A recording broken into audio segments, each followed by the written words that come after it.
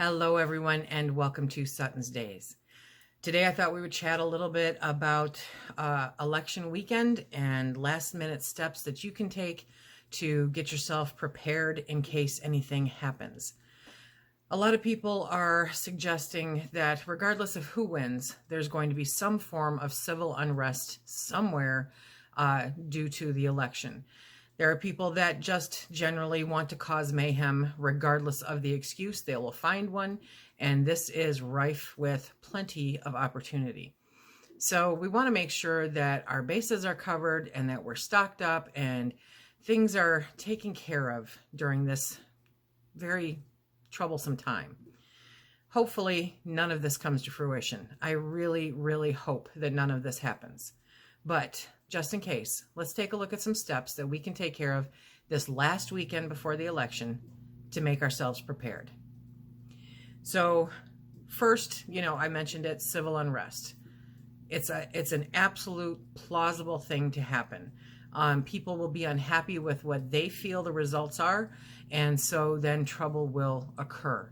Now, I have other people telling me, you don't have to worry about the next day or two after because they're going to want to recount everything. I don't even begin to guess at what's going to happen, but I do know that the energy that's out there is very, very tense right now, regardless of what side you're on. And again, I don't care what side you're on. It really doesn't bother me, but it's just people are really just amped up. And like I said, some people are looking for any excuse to cause some kind of trouble.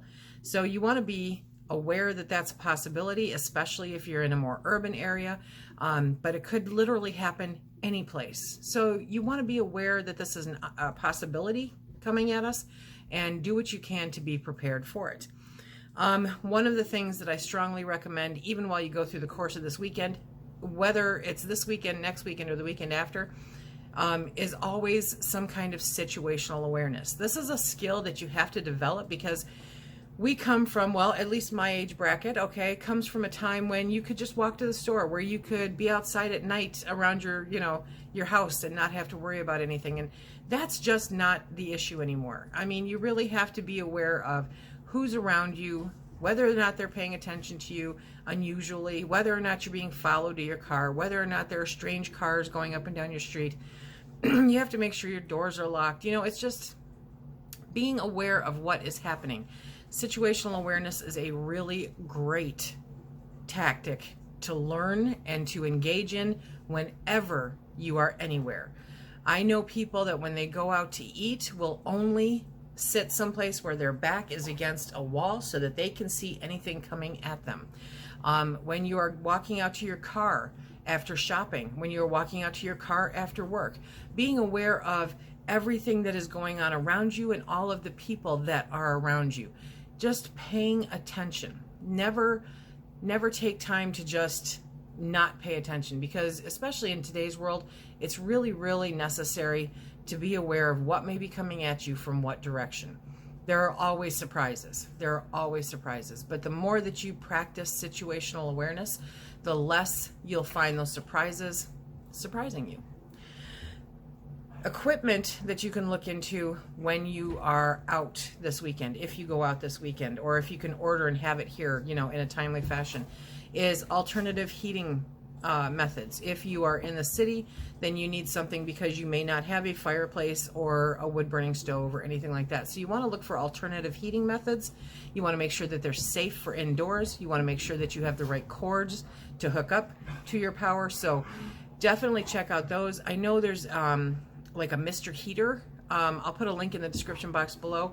It's not super cheap, it's like about $160, I think. But it's a nice backup in case something happens to be able to heat your house.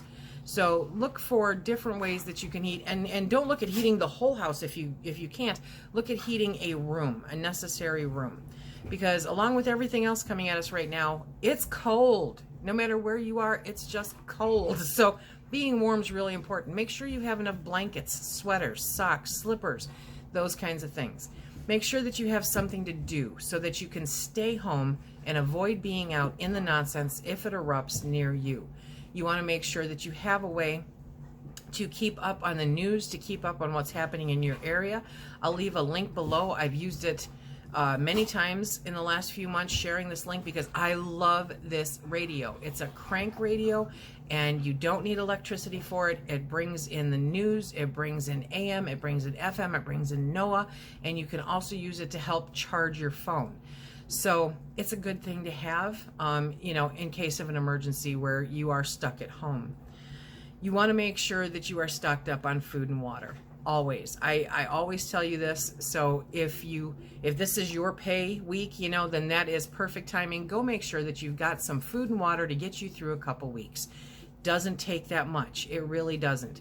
Just really focus in, make a menu plan. Make a simple menu plan for you and yours, whoever's in your household, so that you know what you're having for breakfast, lunch, dinner, and a possible snack, and then make a menu based off that.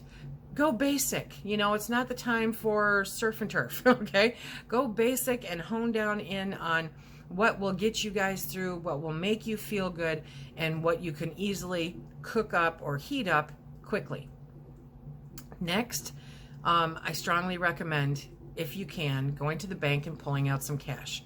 Small denominations are best, but having some kind of cash on hand in case something happens where you can't get to the bank, in case something happens where the bank is just not accessible, you want to have some cash to get the things that you need if you end up needing them. Some kind of cash at home, put it someplace safe. Do not advertise it.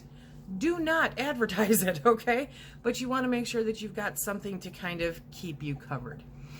These are just some little easy tips and tricks. Definitely, this is something that you want to pay attention to. They're bringing a lot of focus to this. I will put, I think it's 3 or 4 news articles that I ran across in the last few days where they're talking about people buying extra and stocking up and possible shortages. And it's all because people are worried about a second wave, which seems to be occurring. Somebody mentioned last night that France shut down again. I have not confirmed that, but it's happening. It's going to happen with some kind of certainty. And I'm betting that it happens after the election, which is not going to make people feel any better about anything that's going on, depending on what side of the election you're on, right? Pay attention, take care of you and yours. Be vigilant in being aware of what is happening around you, around your home, around your work, around your town, around your state, and around the country.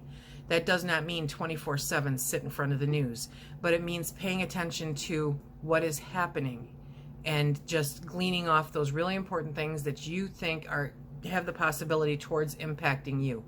Do not trust that you are 100% safe no matter where you are. We're in the middle of nowhere. I am always uber aware of what is happening. That's part of the reason I have these obnoxious dogs, okay? Because they let me know when somebody's around, when I am not aware of it. So do what you can to protect yourself, protect your family. Make sure that you are safe and sound. This is our last weekend before the election. It's a great time to go out and buy just those little things, stock up on those little things, make sure that you have what you need. Don't forget about those little comforts. I mean, seriously, grab some cookies, grab some chocolate chips. You can make some cookies. Do something like that. Halloween is Saturday. Now, I don't know if anybody's trick-or-treating by you. I guess they have a little trick-or-treating going on in our area. We're not big on trick-or-treating because we're so far apart, but there's little clusters of neighborhoods where they do. And my understanding is that there's still going to be some kind of trick-or-treating. If you go out trick-or-treating, be safe, watch your children, make sure they don't get too far ahead of you, and everyone, please be safe.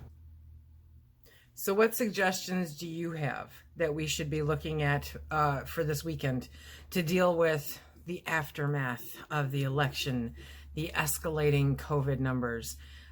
Leave a comment in the comment section below. Tell me what you think we should be looking at and paying attention to for this weekend before everything.